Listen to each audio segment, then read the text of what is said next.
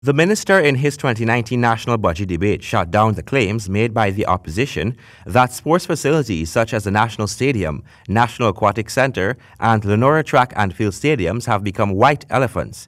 He told the House that these facilities have been upgraded to international standards.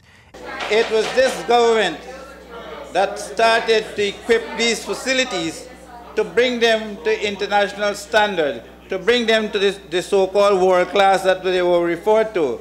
The Providence Stadium has just installed its electronic replay screen needed to host the ICC World Cup team.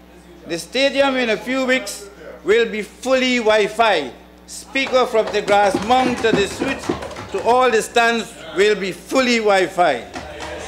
Now the stadium is world class and can now host ICC events and compete for any such event to be hosted. It could not have done that before. The minister pointed to the Guyana National Stadium that has been upgraded massively since the coalition government took office in 2015. Minister Norton said the facility was in a state of collapse, and had it not been for government intervention, the facility would not have been chosen to host the ICC Women's T20 World Cup. The opposition even made mention of the National Aquatic Centre, which was constructed when the PPPC had been in office. Minister Norton highlighted that considerable repairs had been made at the facility. Mr. Speaker, we refer to the National Aquatic Centre. That really and truly, Mr. Speaker, is referred to as the National Aquatic Centre because it is all cracked up. The bottom of the pool is cracked. The building itself is cracked from the bad work and poor construction. The main building, Mr. Speaker, has shifted 17 inches, which requires constant maintenance to the plumbing and replacement of tiles, replacement of fitting, constant replacement of pipes. But despite all of this, it is this government that has now brought this facility to an international standard with the installation of electronic touchpad and electronic display board, which means any FINA, as the International Federation recognized by the International Olympic Committee for administrating international competition in water sport, regional events can now be hosted here in Guyana. Mention was also made about the condition of the National Track and Field Stadium. The National Synthetic Track.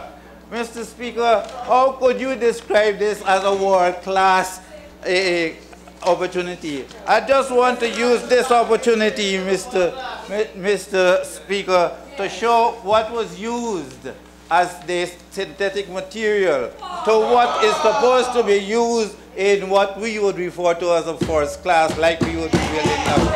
This, Mr. Speaker, this has only been 2 years used so far by the school.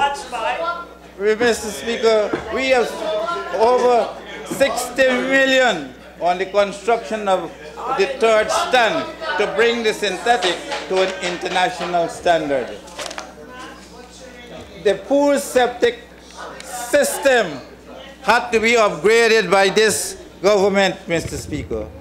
When members spoke of White Elephant, one has to wonder which facility is the member speaking about. Over $70 million had been spent to enhance the state of sports facilities around the country. Through the Light It Up campaign, several fields have been equipped with floodlights, among other necessary equipment. Minister Norton said the project will continue within the Sports Development Scheme, which includes the establishment of a national standards for sports grounds. This will facilitate the promotion of structured sports programs to aid and complement the work being done under the Ground Enhancement Project. Calvin Abrams, HGP Sports.